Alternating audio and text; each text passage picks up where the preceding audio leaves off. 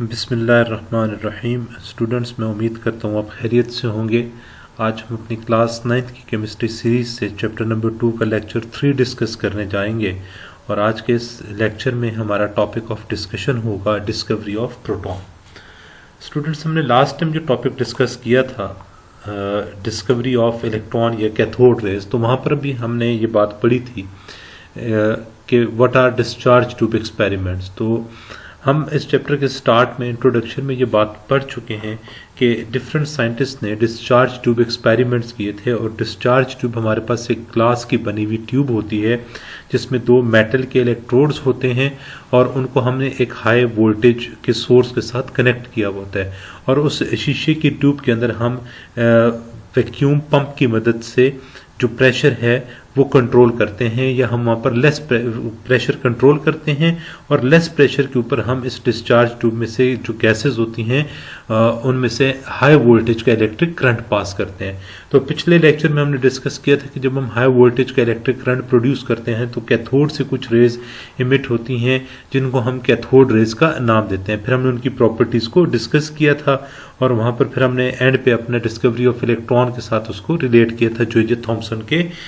Observation के मुताबिक। आज का जो हमारा टॉपिक है इसमें भी हम डिस्चार्ज ट्यूब एक्सपेरिमेंट डिस्कस करेंगे और इस डिस्चार्ज ट्यूब एक्सपेरिमेंट के नतीजे में हमारे पास जो पॉजिटिव पार्टिकल ये जो प्रोटॉन होते हैं उसकी डिस्कवरी हुई थी।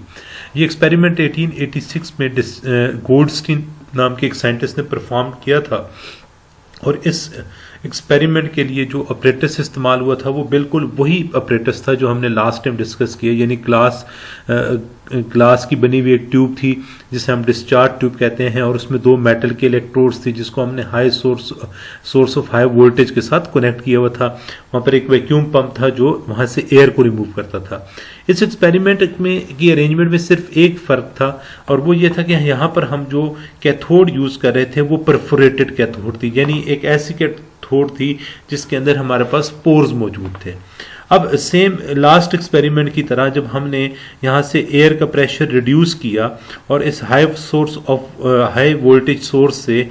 इलेक्ट्रिक करंट जब पास किया तो हमारे पास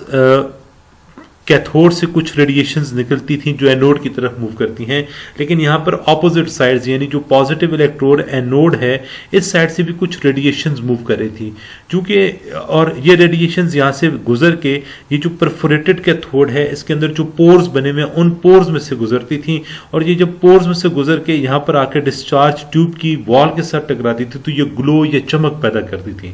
क्योंकि ये रेडिएशंस एनोड से निकल के आती थी और कैथोड के अंदर जो पोर्स मौजूद थे उस कैथोड के अंदर जो पोर्स मौजूद थे उनमें से गुजरती थी, तो इन रेज को हमने कैनाल रेज का नाम दिया था। शुरू में हमें ये लगा कि ये रेडिएशंस एनोड से निकल रही हैं, लेकिन बाद में जब हमने इनको स्टडी किया तो हमें पता चला कि ये रेडिएशंस जो हैं वो एनोड से या पॉजिटिव इलेक्ट्रोड से नहीं निकलती हैं, बल्कि होता यूं है कि इस डिस्चार्ज ट्यूब में मौजूद जो कैथोड रेज होती हैं वो कैथोड रेज जब यहाँ पर मौजूद रेजिडुअल गैस मॉलिक्यूल्स के साथ यानी इस डिस्चार्ज ट्यूब के अंदर मौजूद जो गैस के मॉलिक्यूल्स हैं जब उनके साथ टकराती हैं तो उनके वैलेंस शेल से इलेक्ट्रॉन निकाल लेती हैं, इलेक्ट्रॉन नॉकआउट करती हैं और जब इलेक्ट्रॉन नॉकआउट करती हैं तो वो पॉजिटिव आइंस में कन्वर्ट हो जाते हैं और वो पॉजिटिव आइन नेगेटिव इलेक्ट्रोड की तरफ मूव करना शुरू कर देते हैं। तो इस बात को हमने इधर एक क्वेश्चन की फॉर्म में लिखा है। ये शॉर्ट क्वेश्चन आपसे पूछा जा सकता है, how canal rays are originated या how canal rays are formed in discharge tube. तो इसका रीजन इसमें आप ये बताएंगे कि जो कैनाल रेज हैं वो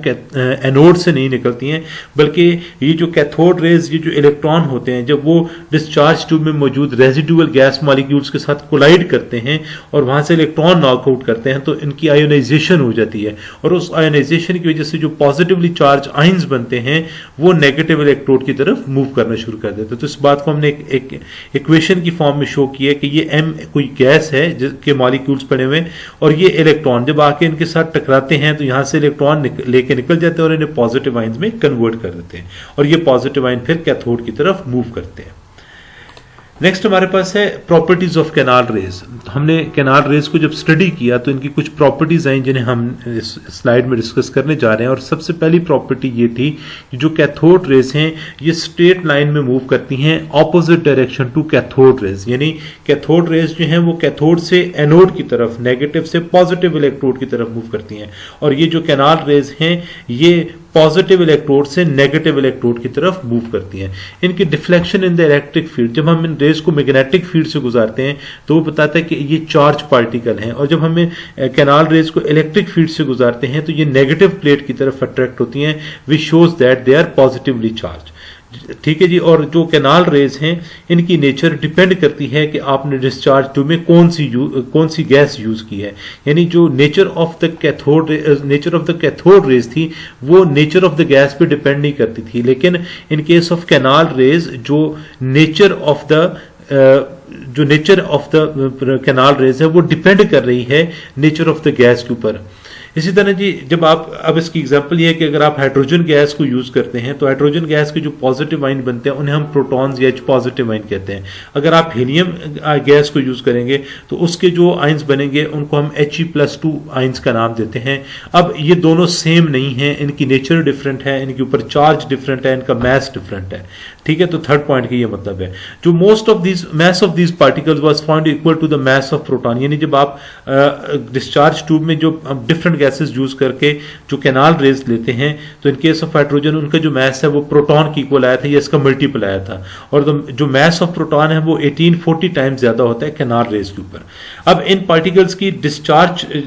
जो mass of charge ratio of this particle different है, जो मैंने ऊपर पॉइंट एक्सप्लेन किया है कि जो कैथोड रेज है, सॉरी जो कैनाल रेज हैं इनकी मैस टू चार्ज रेशो, ठीक है, वो डिफरेंट आती है। जब आप कोई हाइड्रोजन गैस यूज करते हैं तो हाइड्रोजन गैस के केस में जो आपके पास मैं एक मिनट जी,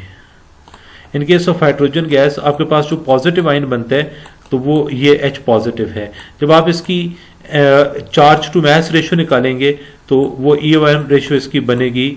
1, इसके ऊपर चार्ज है +1 का, मैस है 1, तो इसकी रेशो आ जाएगी 1। अब इसके बाद जो एटॉमिक नंबर 2 है हीलियम, जब आप हीलियम को यूज करेंगे तो हीलियम का +2 आयन बनता है। अब इसके